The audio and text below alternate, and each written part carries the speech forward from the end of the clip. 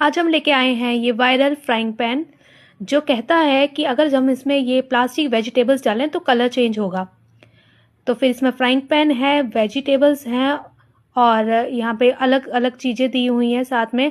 तो बच्चों को लगेगा कि ये सब्जियां पक गई हैं जब कलर चेंज होगा, तो देखते हैं होता है कि नहीं। तो इसको ऑन किया फ्राइंग पैन को, सब सब्जियां उसमें डाल दी, कवर लिड भी दिया हुआ है, चाहे तो कवर करें, मिक्स करें।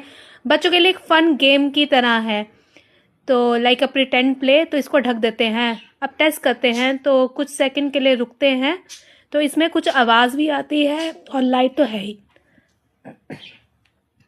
तो अभी देखिए, अब कुछ 4-5 सेकंड हो चुके हैं। चेक करते हैं कलर चेंज होगा कि नहीं, जिससे बच्चों को लगेगा कि सब्जियां आप पक चुकी हैं। अरे चेंज होने लगा है, देखिए ये रेड कलर आ रहा है, तो food is done and light off and it is ready to eat.